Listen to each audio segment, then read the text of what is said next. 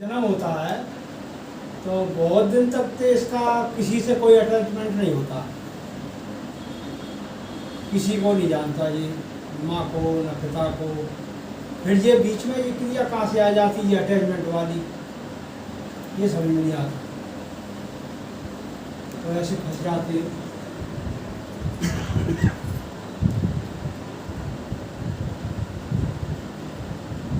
माँ के गर्भ में तुम थे कि शरीर था?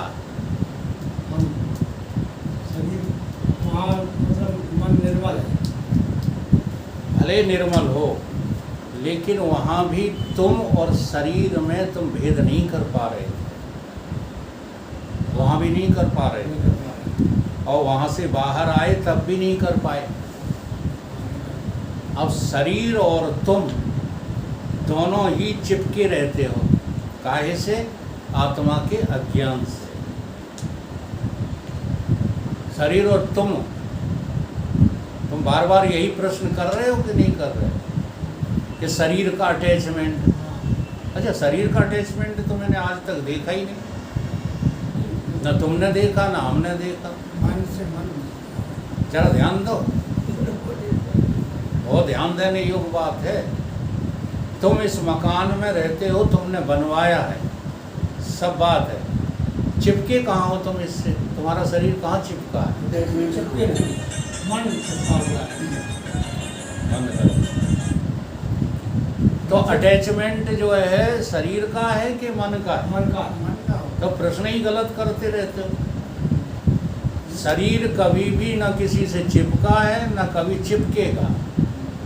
तुम्हारा मन ही है जो शरीर से पहले चिपका।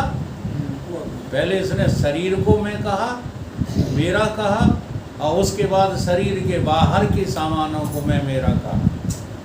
तो कौन है ये? तुम्हारा मन है जो अटैचमेंट करता है।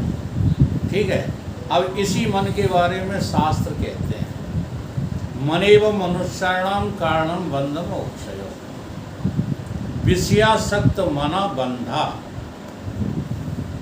जो विषयासक्त मन है वो ही अटैचमेंट किए है संसार से। और विषय कितने हैं? केवल 5 हैं।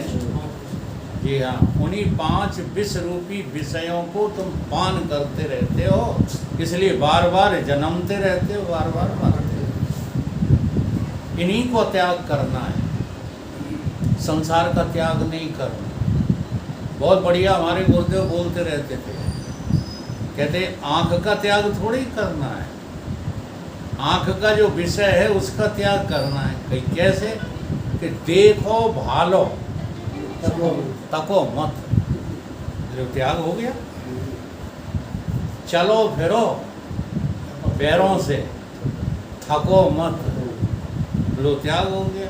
खाओ पियो थको मत। अब मानते ही नहीं, बहुत सारे डायलॉग हैं, सारी इंद्रियों के बारे में बोलते रहते हैं।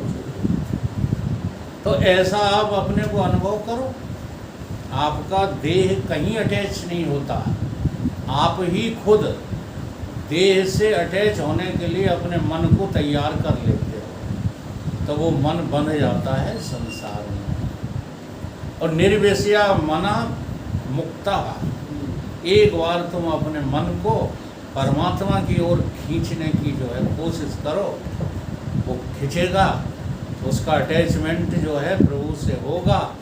और जैसे ही मन का अटैचमेंट परमात्मा से होने लगे, अब उसके लिए कोई ना कोई आपको कल्पना पहले करना पड़ेगी। उसके लिए नाम साधना है, रूप साधना है।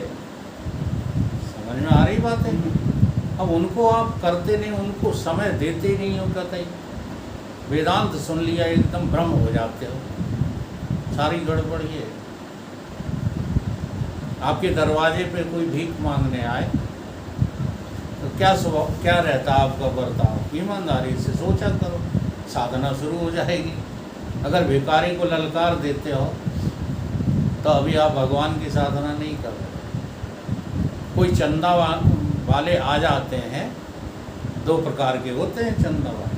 एक भगवान के कार्य में जुटे हुए लोग आ जाते हैं, और एक वो आ जाते हैं जो दारू फारू जो है पीते हैं, जा कर के भगवान के नाम पर पैसा मांगते हैं।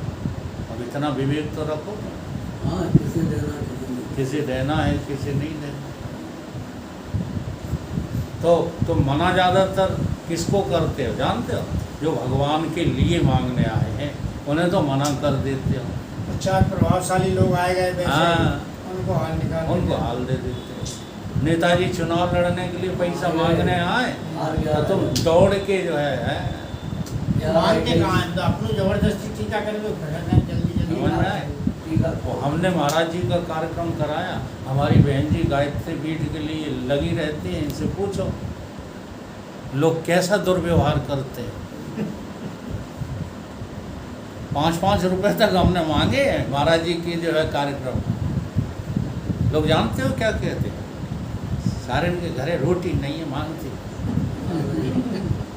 क्रोध आता है उस समय, कह दो कि तेरे जैसे 36 खरीद लो, लेकिन फिर भी अहंकार को मारना पड़ता है। किसके लिए? भगवान गुरु के, भगवान के कार्य के लिए। तो ये सब विवेक पैदा करो, तुम्हारा अटैचमेंट अपने आप भगवान में लग जाए। और विवेकी नहीं बन रहे हो तो अटैचमेंट इसी में लगा रहेगा संसार। तो मन का अटैचमेंट है संसार में और भगवान में, तन का अटैचमेंट कहीं नहीं। ये तो बेचारा अत्यंतिक जड़ है और इसको तुम मैं कह कर के बड़ा भारी अपराध में फंसे हो। साधना इसीलिए प्रारंभ नहीं हो रही है, तुम तन को मैं मान बैठे हो। पंच तत्वों के तन को जो अपनाओगे, हमें भजन नहीं है याद, नहीं तुम तारी बजाने लगे। पंच तत्वों के तन को अपनाओ तो जन्म और मरने की सजा पाओ। बार बार जन्मोगे, बार बार मरोगे। पहली साधना है कि आप कोशिश करो कि 3.5 हाथ का शरीर मैं नहीं हूँ,